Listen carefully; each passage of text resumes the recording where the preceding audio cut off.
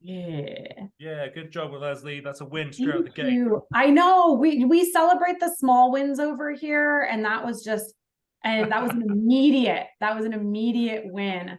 Everyone clap. Um, I have two super, super amazing guests with me to chat through book club. Before I introduce them, just a little bit of housekeeping. So we're going to do Song of Significance with a Seth Godin's brand new book. At least one person here accidentally read his older and more famous This Is Marketing book. What that same person, Wink, is who recommended our book for next month, Grit by Angela Duckworth. I'm so excited. It was a bit kismet, actually, since this book was first put on my radar. I feel like it is just, I've seen it on so many lists and I've seen it on so many posts sent. So next month, our last session for the year, Grit by Angela Duckworth. And then starting next year with an oldie but a goodie. I've never read it. 4 Hour Work Week by Tim Ferriss. He does send a mean newsletter, maybe the only newsletter that I actually read. And Marin's going to be our guest for that one. And then the whole list of 2024 books is in Slack. But we have like Adam Grant's brand new book, Thinking in Bets, which I know is a perennial favorite. Think Like a Monk, which I am super excited for. 5 Second Rule by Mel Robbins. So it's just going to be another amazing year of Business Book Club in 2024. And if anybody wants to join, these are the details to join. But let's dig in here. I'm going to stop sharing. Will Shelton, my amazing guest, I'm so excited to have you here. I kind of want to go hard just from the beginning. Introduce yourself so the people know something about you. But then I'm going to just go right in with like a super deep question about the book. Shelton, you want to start off with an introduction? Yeah, let's go hard. I love going hard. So, hey everybody, I am Shelton Banks. Based out of Chicago. I run a nonprofit. Been running a nonprofit for the last 6 years that helps people get jobs from overlooked and untapped communities in the tech industry. And so, this is amazing. I love the book that I got to review and get picked for. But yeah, I'm excited. I'm excited to go hard. I guess I'll popcorn it to Will and say Leslie some time to get us going. Legend. Yeah, my name's Will. Currently work for a company called Lavender, which is like sales tech. But end of this month, I'm starting my own thing. Leslie made it sound so good. So I'm going to be doing that, which meant this book was really interesting for me. So excited to talk about it. I do feel like this book ended up you ended up being the both the exact right guests for this book, which I didn't know when I was like, this is when you need to show up, please. But it worked out really well. Okay, let's go in. So Seth starts the book with a quote that says, if you're not drowning, you're a lifeguard. And I read it multiple times and then had to set the book down for a second because it's like very subtly profound. And I would just love to hear how that statement makes you feel. If you're not drowning, you're a lifeguard. And as always, folks, anybody else is welcome to drop their thoughts in chat or come off mute and share them as well. But I don't know, Will, what you gave me what feels did you make you feel? Admittedly, it didn't make me feel that much when I read it. There was definitely things that hit me more in it, but you saying it was like it was an immediate snapback. Like, oh yeah, I remember that. I think I could probably identify with drowning a lot. So I, think about lifeguards and probably thinking more about times where other people probably weren't drowning. They could have been lifeguards in that situation.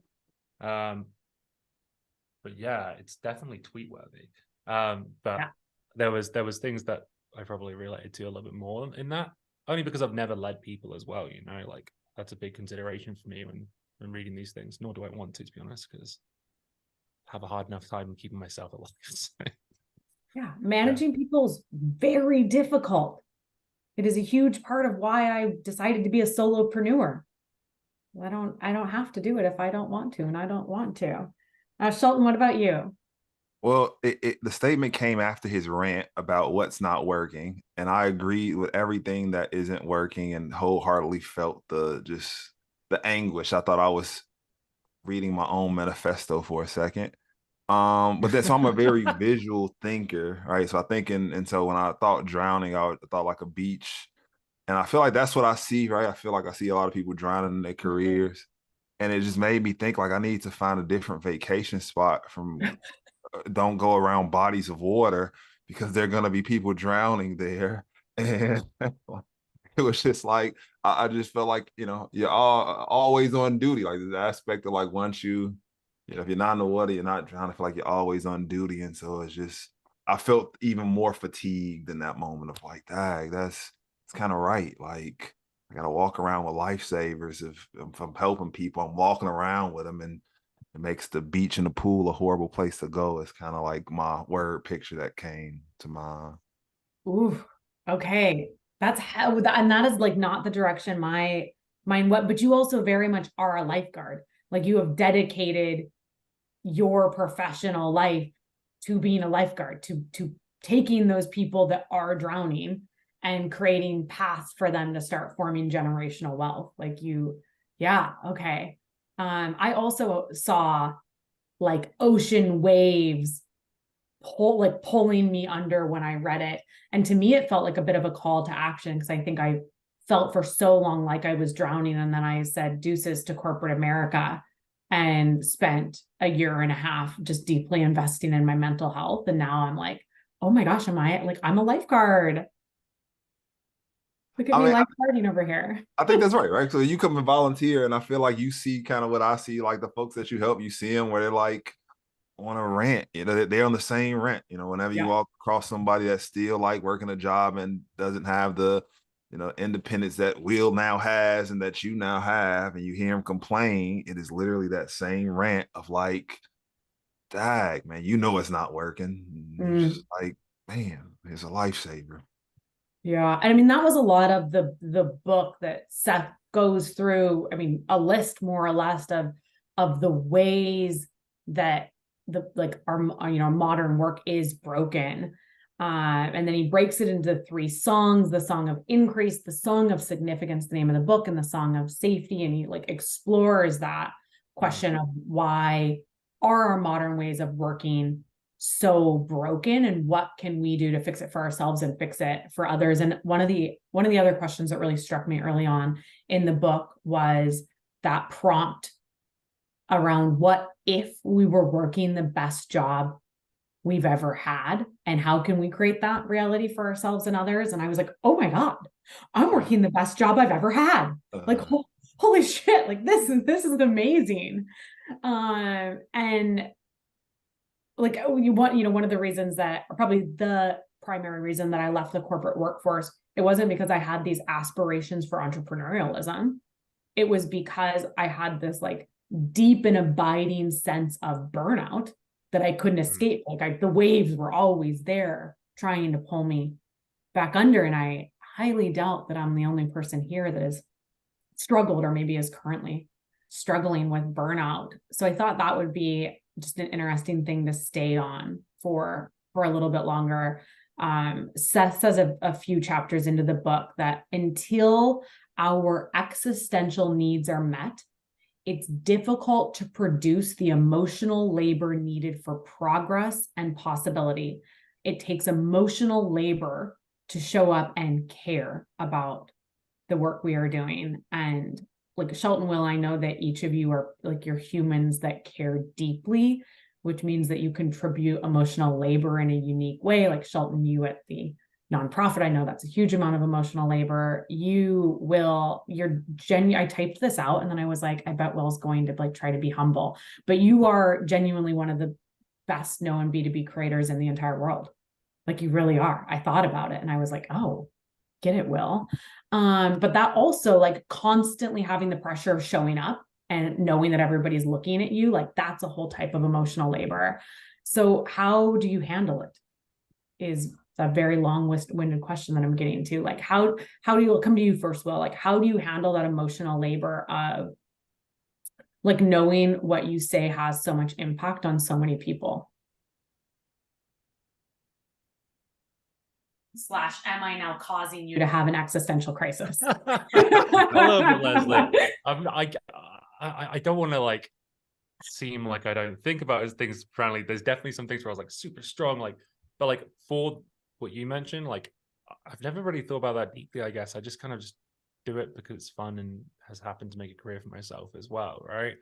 But I will say that to your point, that emotional labor, like when you've got things like your needs aren't met, you're never going to be in that growth stage where you innovate, where you go out there and do things, and like you spend so much time at work. So when the work's not helping you feel good, you're never gonna get into that growth stage. Like the I should have taken notes because I don't have the words that were exactly written, but like the idea that inspired employees don't need to be coerced, like I've found myself needing to be coerced a lot in jobs where I haven't been, either because of the job or things outside of going on outside of my outside of work, and it's so much more fulfilling, and it can actually be the thing that inspires you when your work is inspiring. But if it's not, then it can be that thing that prevents you from feeling inspired and actually doing that really creative, that human work, which is a lot of what I do, right?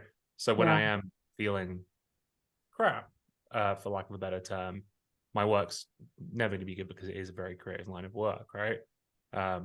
Even it might be good, but I'll still hate it, or I won't think it's good enough, or that imposter syndrome will creep in, but in a bad way, because there's some ways that he talks about in the book where it's a good thing sometimes, but in the self-doubt space. Yeah. To answer your question, Leslie, I've never thought about impacting people's lives. I just keep kind of going. Well, like part of what made me think about the question is some of the things that you shared with me in private, just about like the creative journey and about staying true to your values as a human. And I know that those things do have an impact that make it more difficult maybe to show up sometimes. Yeah. And I think it's the reason why I'm showing up as well, right? Yeah. So am I showing up for, is the reason why I'm showing up no longer something that's going to inspire me? That's probably where that then becomes a real big toll, right? And probably why I've always changed jobs is because I've asked myself that question, found no, the reason why I'm doing this is no longer inspiring me because this is going wrong, or my job feels mundane, or someone else who I'm working with or associating with isn't sharing the values that I hold really deeply close to me. Yeah. In those cases, I'm never going to do my best work, and that's often where decisions to change happen, right? Because otherwise I wouldn't be able to work or do anything. Yeah, it sounds like for you, like having that internal inspiration makes the emotional labor less laborious. But like that is how you handle it, is to make sure that you put yourself in situations where you feel inspired. Yeah. And I think part of the reason why I've made the decision recently to go and do my own thing is because I feel like I've never made that reason about I've never made that reason selfishly about myself. You know what I mean? It's always been for someone else, like since I've created, I've kind of almost been creating on someone else's behalf for the most part. And I've never really bet on what I believe in and everything that's in here instead of like what someone else's mission or someone else's values. So, yeah. Powerful. And it's like, that's one of the things that Seth calls out as one of the ways that work is broken, that the historical narrative has been that our work needs to be everything. Like our work needs to give us all of our worth. And that in exchange, we should be dedicating, like, I don't know, like our identity should be tied to our work in a way that I don't think serves most people anymore. And I bet all of us on this call have been in a job where you were like, oh, I would quit, but I don't want to let people down. Yeah, definitely. Yeah. In fact, the most recent job I left for this one, I was like, someone was trying to coerce me into joining Lavender at the time. And I was like, I gave all these reasons why I didn't want to. And they came back to me and said, none of those reasons are to do with you at all, It was Yeah, all, there it is. I don't want this person to be like with my work. I want to like the team at risk. I don't want my boss to get blamed for not keeping me engaged. You know, like it was all, I don't want, you know, I don't want my family to have to deal with the fact I'm going to have to work really. Like, although that was a little bit closer to me than like my colleagues and stuff. So when I've found that the only thing that stops me from making decisions is other people, it's often time to reflect. But I'm a naturally guilty person anyway, so like that's you know, like I know Leslie, you feel this way a lot as well, but like guilt's like I could do nothing wrong and I'll be like, I've upset someone, you know. So Like yeah, I would literally actually have go out there like and do stuff wrong. like I could be like dying of the flu and then feel guilty because I'm watching a movie instead of like doing a chore. It just guilt comes so naturally to me. I'm working on it. I'm working on it, folks. Let it go. Let it go. You got I'm trying. I'm release. trying. Sheldon, Mr. Lifeguard, you do a lot of emotional labor. Like I know you do it in your job, but I also know that you do it because you listen to a lot of these stories. Like part of your job is to listen to people's stories, and some of them are really tough stories because I've listened to many of them in my opportunities to volunteer for rework. How do you handle, cope with, counteract that emotional labor? Sometimes I don't. You know, I think it's like a work in progress. You know, and I think to the point of will like contributing to bad days. Like there are days where you could probably tell where it's like Sheldon, you ain't dealing with this. It's somebody else's, you know, labor that's on me that I'm kind of responding to, or that I've projected outward. Like I've projected somebody else's labor. They projected it on me, and I projected it back to the world. And so I don't always handle it the best. So in theory, you know, ideally, I try not to take it from day to day. You know, I take leave yesterday's emotional labor in yesterday, and I try not to think about tomorrow's emotional labor because I know it's going to be plenty of it. That's what I would like to say on paper. But you know, I'm probably only getting it right maybe twice, 2 days out of a week while I'm actually not carrying it. You know, I feel like sometimes it builds up. I feel like it's both ways. I feel like sometimes the emotional labor of like some things are going well. You know, because Monday goes great, and I'm like on high, and I try to take that positive emotional labor to Tuesday, and then Tuesday everybody gets laid off, and nobody's doing great, and people's, you know, cats are dying, and now it's just like I'm mentally have just shifted, and it's just, you know, sometimes hard to let go. You know, I think I'm a little bit more aware now. Like, you know, I could usually catch it. I don't let it kill a week, you know. So if it's happening, usually I take a day and try to reset and go do something. But yeah, I think just fundamentally, I try not to take it from day to day and just be really aware of, you know, in the morning, let's be intentional. It's like it's a new day, and Yeah. whatever is going to happen today is going to happen today. Yeah. Well, I think that's a good philosophy. It's some of those like salesperson muscles coming out. Like we have hard days, we face rejection, we take a break and get our mind right, and then we come back knowing that today is a new day, new opportunity. And I know that like when I was thinking about this question in context of you, like the work that you do is truly so significant. Like when we think about the Song of Significant, you also get this opportunity on a daily basis to like fundamentally change the trajectory of people's lives. Yeah, I mean, that's easier said than done, though. I mean, I feel like, so one of the things that I guess resonated with Seth, he talked about this industrialized mindset, right? And it's weird Yeah. because I feel like it's levels to it, you know. I feel like it's levels to it where some people have been exposed to it and they're used to it. Some people have been victimized by it. And so then they, you know, they come with a lot of emotional baggage, you know. They come with just like and then you can tell because I'm just gonna drop like stuff that stood out to me early on where he said like hurt people hurt people. All right. And I feel like sometimes they come, you ever like working with a hurt person, like you can tell, like it's just like it's like a negative like cloud that you're just like, dude, what's, and it's not as simple as, you know, it's no simple one size fits all approach to it. to get them, to the end goal. And so, yeah, man, it's just like I gotta literally just do my best, just not to project it and drop it one day at a time. Mm, Both the good and the bad. yeah. Unfortunately, I don't get to like lay in the good and be like, oh, this is great, because it'll set me up for failure tomorrow. I used to wear a bracelet until it broke that said this too shall pass. And like that was my mantra. Like this too shall pass. So don't spend too much time like reminiscing on only the good stuff and not prepare like reminiscing on past good stuff and not preparing for future good stuff. This too shall pass for the bad stuff. So don't let it rent so much space in your head that you're then letting it distract you from being present or distract you from the potential ahead. That's very relatable.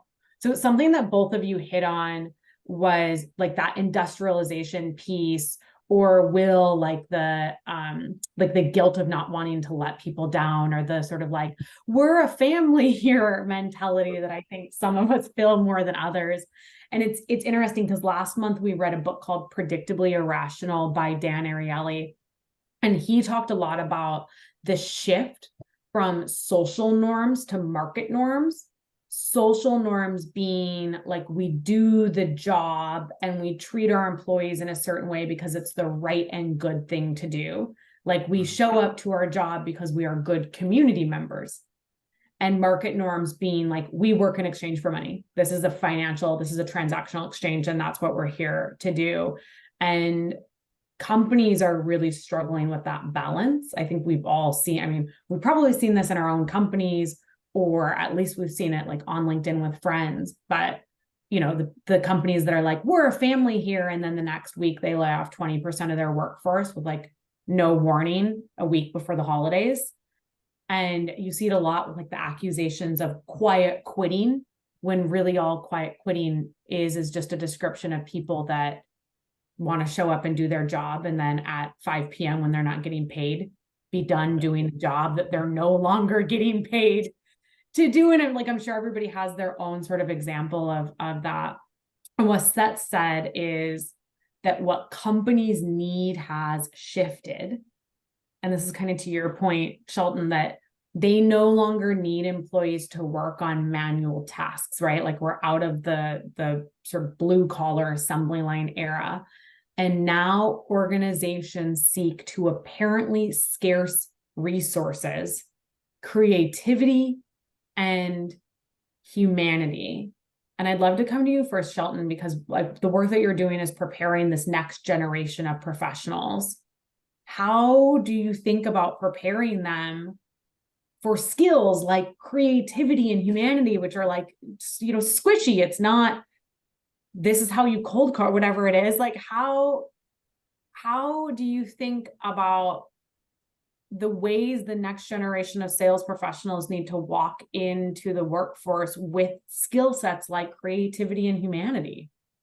Honestly, I think they naturally have that. Like they on their own before they come to that, and They haven't it's been broken down yet. yeah, it's been suppressed. This has been like you hear over and over again of somebody telling you like this is how you're supposed to show up, this is how you're supposed to do. It's kind of like what Will said, right? Where it's just, it's this weird like paradigm of like, you're either in the workforce, and I think if you start in a company that's already industrialized, right? Yeah. It's gonna take time to almost just it's some benefits that come with that, right? You get this structure, you get to see how the machine works, and you become a part of it. On the opposite end of the spectrum, if you go to a company that isn't industrialized, where it's like we're looking for this freedom when we need to innovate, then you get to use it. But I think sometimes I feel majority of folks aren't at those kind of creative companies, and so then they get to that point of burnout because they've been like not themselves, and it's like it's hard not to be yourself. Like it's more draining on you than anything else. Of like you going to a place and spending 8 hours a day, 40 hours a week, not being yourself. And so I feel like in teaching, folks, through the program at a nonprofit, really we spend a lot of time on like branding, like self-branding, and helping people to articulate like what makes them, like what do they uniquely bring to the table no job description, just like what do you uniquely bring to the table? And then like how do you solve problems uniquely being you, not how you think you're supposed to be, but uniquely being you. And honestly, it's a risk. I feel like I teach them this, and sometimes they go to organizations where industrialism is a thing, and they get fired in 90 days being themselves, and it's just like, oh man, But then they end up at a smaller organization, and then they thrive, And so I think it's just the evil, the greater. You gotta play devil's advocate of like, yeah, I know, most organizations don't like it. If you're like coming in with this free flowing view of, the world, they don't like it. But I think in order to get what you're asking for, this creativity and this humanity, it's like, I think that's the best way to teach it, right? I think that's the best way to teach it. Like branding, helping people to be their own brand, their authentic self, and honestly, and I'm gonna get off my soapbox. Honestly, I think some of the fear isn't real, right? So like I think a lot of people haven't actually tried to be themselves, so that they're not used to it. And they think that if they go be themselves at work, something crazy is gonna happen. And so it's just, it's just getting people comfortable with being themselves is what will I feel like bring that creativity and humanity. I wish somebody would have given me that advice earlier in my career, that like you don't have to fit in a box, and you should just maybe give it a try. But there was, to your point, there was a lot of fear. And I did work in a very industrialized, like open sales floor. Here is the process, smiling. Yeah, no, that's really good. And I'm hearing a lot of like the value of authenticity, which I think will, for you, I mean, you literally are creative. And when I think like creativity and humanity, I feel like in the context of the work you do, it's like creativity and authenticity. So I'd love to hear if you have any tips for folks just on like how to be more creative, for sure. But like thinking about what Shelton just shared, like how do you get over the fear and show up as your authentic self? Because I know that scares the shit out of me. Like it's like the idea of getting rejected is scary, but you have to put yourself out there to get rejected to do the work you do.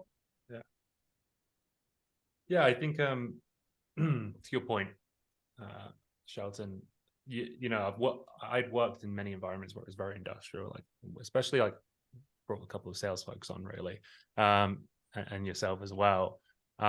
When I started, it was like, follow this script, do this, don't do anything else, and you'd get reprimanded for being yourself, right? But then when I found myself in an environment where I could actually be myself, I suddenly realized I didn't have to be this other thing, which to Sean's point is exhausting and completely like, you're never going to thrive pretending to be something you're not.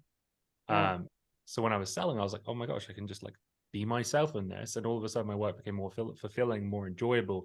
And I actually got better at it because then I was in a position where I could like thrive, and like my mood improved, and the conversations I was having with people improved. And of course that in sales especially improves your performance. And then I felt more creativity and found myself with more time to then go and start creating, which is how it all came about, right?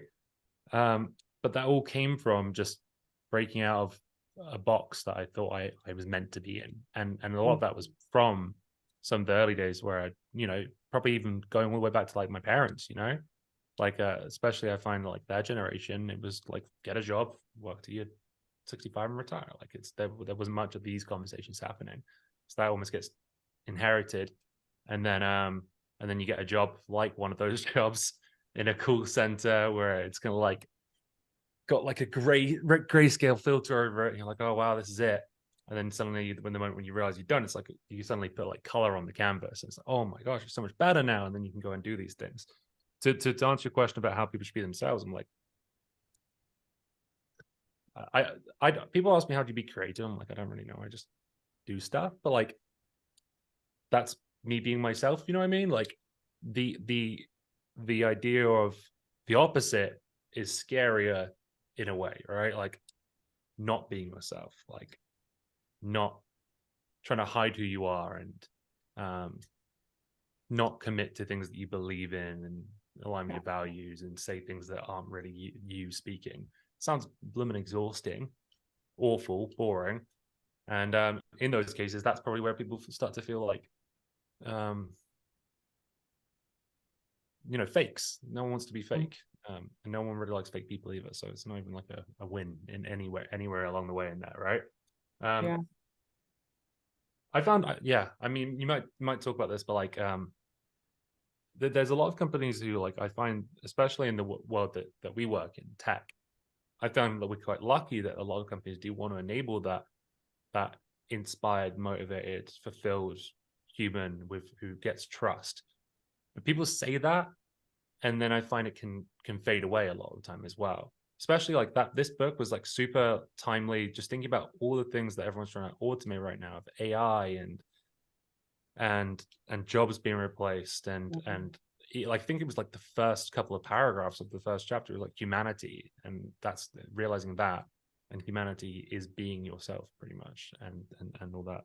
So a lot of that resonated with me, but a lot of people say, a lot of companies think they want that, but it's so much easier because of like the measurement and the especially when you have investors or someone above you who wants answers, and it's easier to give them numbers than it is give them a story. I find more often than not, especially when times get tough, they trend away from that. And often that move from, like, I think it's funny because you said market earlier, but I think in this book he says market capitalism is the good one, and then industrial capitalism is the bad one. But you start to see, he said something in it where like people get worn down, and especially now where there's all this negativity in the world, you can't open up social media without seeing, like, being hit with like 10 doom scrolling posts about wars over here, or people being injustices over here, and you go on LinkedIn, there's layoffs over here, and the economy is scary and doesn't feel safe, so we look for safety and we accept that that like becoming a factory worker almost, right? And he even says, like, a no shade to folks, like I think he used McDonald's as an example, like they've built it so much, it's like a perfect factory where the people are treated like a machine, and there's very little involvement of yourself. Like, it doesn't benefit McDonald's at all to have their employees being themselves in their massive thing, because their value prop is consistency, and it's easy to measure, and it's easy to improve profits or decrease profits or measure profits or whatever. But when times get tough, I find companies start to trend that way, because it's always the easier option, because it's more, and people get worn down as a result. But like, it doesn't happen all at once. It happens like gradually until one day you realize, I'm burnt out, I'm done, and feeling the way that you said you were feeling when you were like, just, I'm done with corporate America, right? That doesn't happen overnight. That happens with, like, in increments, where slowly your authenticity is taken away from you. Bit by bit you lose those pieces of you lose any feeling of significance. And like, I think one of the points that Seth makes really well in the book is that significance is, and I think you said this too, Will, or hinted at it, that like significance is both the harder and the easier choice.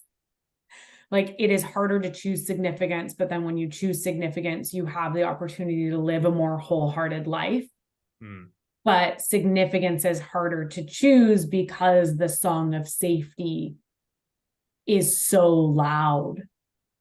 And I'd love to throw this question out to the entire group, because one of the questions that Seth asks for the song of safety is, I'll actually drop it in the chat, what have we been trained to believe about the 100,000 hours that we will spend at work that isn't helpful? And I mean, I'd love to hear everybody's thoughts on this one. So drop a comment and come off mute. And when I read this question, the thing that popped into my head straight away, because it's one of the biggest lies I've been told, but I also like believed it. I really, really believed it, is that my job defined me, and that the job I did, the work I did, was the most important thing about me. Like, I truly believed it for so many years, that if I didn't have like a fancy job or make X amount of money, or wasn't tracking towards X promotion, I was like less worthy because of it. Yuck. We dug into that in Brené's Brown book. I cried during that session. And I know that I mean, maybe other people didn't feel that specific one, but I know everybody has that sort of like lie that they've been told about work that maybe it was like a limiting belief they already questioned and overcame, or maybe it's something you're working through right now. So if anybody feels comfortable. About it a little. One thing that I was told my entire life is that if I'm not waking up at 4:30 in the morning and spending 3 hours in the morning before I get to work at 8 o'clock or 15 minutes before 8, and then sit there until 6 p.m. and go home and go to sleep at 7 p.m., I am not successful in training myself for success. And I know myself, and I know that I am most productive like afternoons and late into the night. And that's just how my body functions. And, one of the great things about working remotely and in the tech space is I can use those hours that are actually productive for me to work, and not necessarily force myself to wake up at 4 o'clock in the morning and do things that aren't good for my mental health. Yeah, like that hustle and grind narrative was so strong that for a while it like overran you listening to your own intuition and your own body. Mm-hmm. Yeah, thank you for sharing that, Maren. Anybody else have one they're open to share? Yeah, Renee. Yeah, well, I've been doing this so long, and I think again it's why it's sort of like not to quit the corporate America, but being in that grind where you think about the perception is more important than the output, right? That Seth talks about as well, is if you're perceived to be acting in some way or grinding or getting up at 4 and doing all these things, that is so much more important than actually what your output, right? And he talks about HP and the leave your work open and show your work. And I think so much of that really is forgotten, right? The show your work. It's not the work, it's the perception of the work. That's for so much, that was the validity that sort of would override what someone might be doing. And I think what I really enjoy so much now is that voice of different work styles, right? Not everyone works the same. Not everyone is energized in the morning. Some people are night owls. Some people like the noise and they like social media and they like Slack and they're like, oh, some people don't. Some people like the quiet. And I think now what is really healthy is that respect for the show your work. And like, that's the purpose. Focus on that. Don't focus on these arbitrary, look at so-and-so doing all of this when it really is noise. And so I do think, again, doing it for so long, I think that was the trend, right? Was the hype. And now it seems there is more of a trend in how people can be doing things differently, which is really nice. I love that. That's a really good call out, Renee, particularly for this group, because something that we have talked about during many different sessions of book club is just how neurodivergent brains are different. And until very recently, there was no space. There was a right way and a wrong way. There wasn't a spectrum of ways that different people could work to get that same outcome. I love that call out. Randy, what were you going to share? I was just going to say it's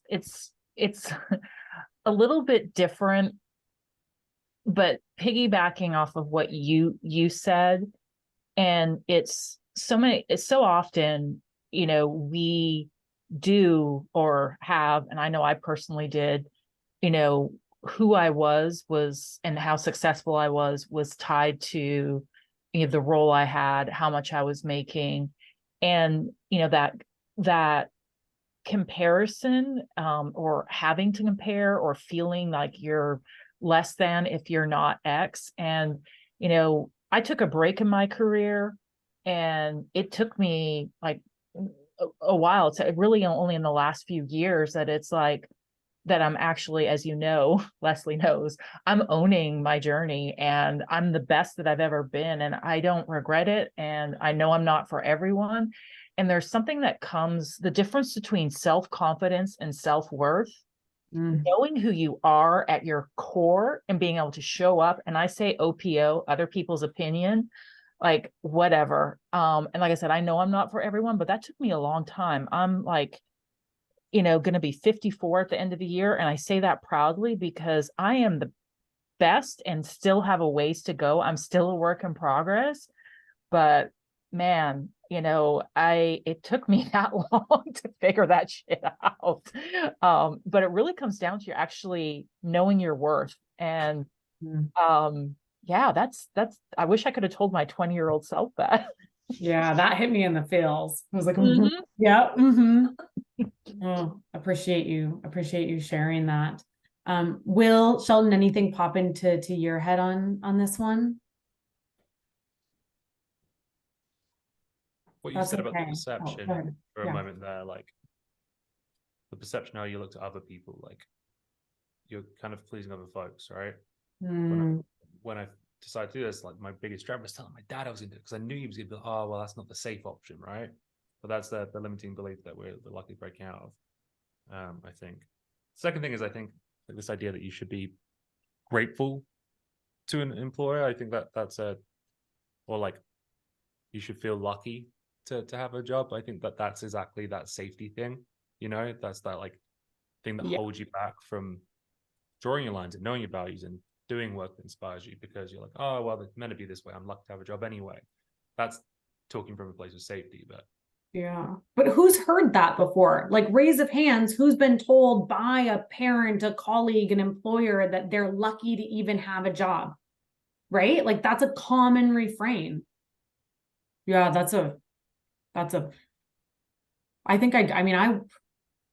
also raise of hands who had a job during the Great Recession. Will, I know you can't raise your hand, but like, anybody that's worked through a recession, I heard that so often.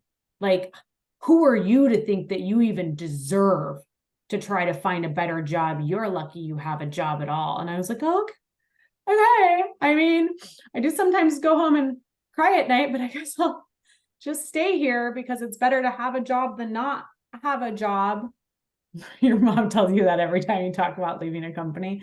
Your mom and my dad would get along really well, Jeremy.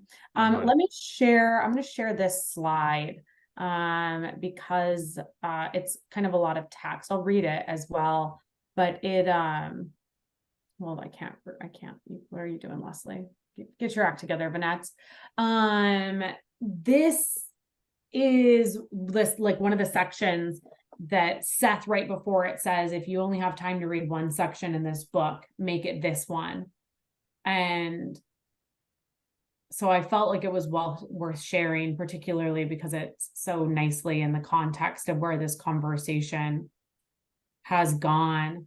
Maybe instead of reading it, I don't know, maybe we just take like 30 seconds to read it quietly, because it's quite powerful.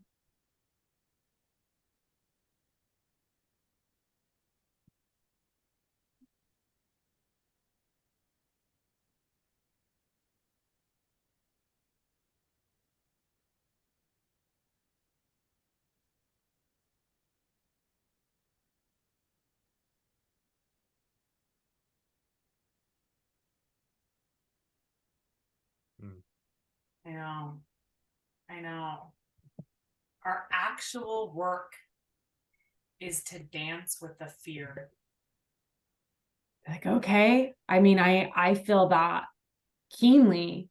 And Will, I guarantee you're feeling some of that right now, like making the decision to place a big bet on yourself, to leave a, tidy little paycheck that just shows up in your account every week or other week or every month or whatever. Like, that is terrifying. I know everybody here has felt this when they have applied for a different job or accepted the offer or like launched a passion for, whatever it is. I know everybody has danced with that fear at some point.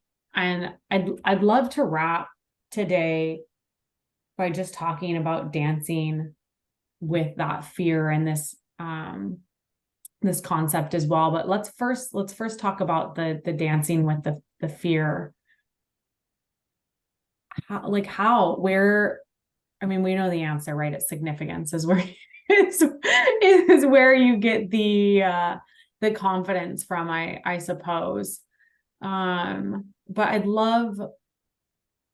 just love to hear from the group. Like, how do you dance with your fear? How do you find that confidence? How do you know what that North Star of significance is? Sorry. Sorry, Allison, Jeremy, do you hate this font? Oh, it's terrible. Okay, it's okay. Horrible. Hilarious. We have to do an Comment. aside really quick because I just got my brand deck redone, and this is the font she gave me, and I have not used it because it's only for business book club, but when I look at it, it makes my brain hurt.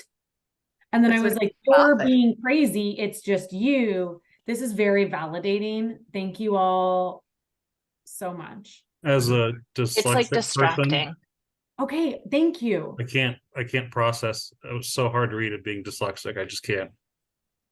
Well, I'm sorry for It summons demons, he said. That I know. I was like, okay, I didn't mean to interrupt you, Allison, but I was like, I need to know the answer to this because I wanted to know it's not just me, my husband too, and he never is picky about anything. And I was like, okay, well, we'll see. Okay, good sense check. Allison, I'm sorry to interrupt you. Back to you, please.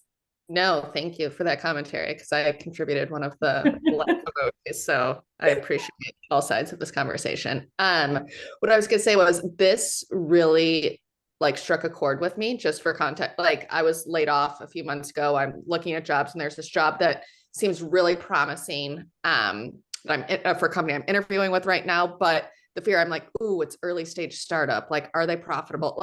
There's this part of me, and and that's by design, right? To your point, industrialists have capitalized on this fear, right? To get it's ooh, should it isn't safe to go to an early stage startup, even though it's aligned with my values, it's mission driven, it's an industry I'm super interested in. It's one of my target companies, but there's that part of me, and maybe it's my mom in the back of my head, but it's exactly what we were talking about, just this culture, and it's just being worn down by this industrial complex where it's no, the pull is to go work for another one of these large industrial companies, right? Where it's the same thing. We're a family until we lay off 20% of our workforce and we'll grind you into the ground, right? But it's that's the psychological warfare that we've all been subject to, for lack of a better word. And that's the proof, how I know that it's working. But it's reading something like this where it's gives you the context and the awareness to be okay, I need to step outside myself.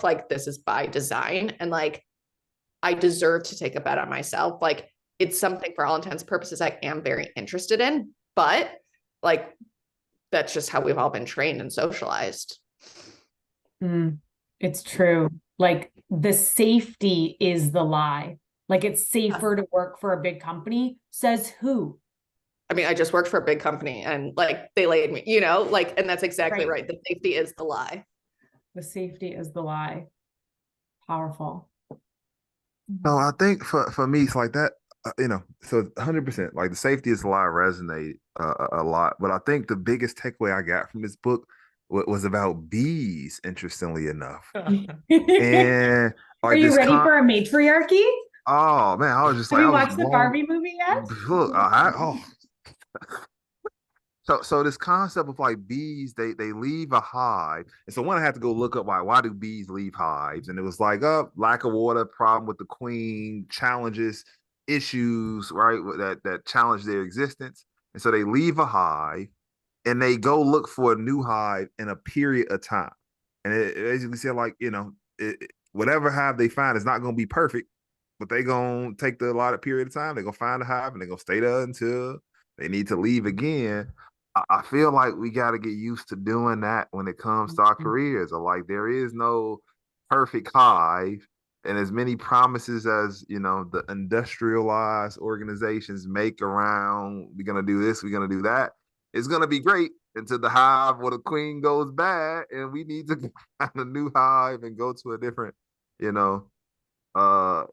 find a different. And I think just accepting that of as bees, we gotta, that's my take. As a bee, I gotta go find a new Bees are hive. the perfect Whenever the hive. queen goes bad or the water, not enough honey is being produced, we gonna need to, and it's not gonna be perfect, right? I'm gonna find the most suitable place in the period of, I forgot what he said, the allotted period of time, the time available is kind of how I think about it. It's like 3 days or something insane, right? And Yeah. you go out That's as a what I'm scout, you have thinking. 3 days, you all come back together unanimously, you decide. I mean, that really was a beautiful sentiment, I thought. Yeah, totally agree. It's like, did Be a my bee. job, we all agree, we have a new house, let's go. Let's go. Let's be a bee. It's good enough. Like, is it paid? Yep. Will it be here in 6 months? Possibly not in 6 months. In 5, we may have to go start looking for a new hive.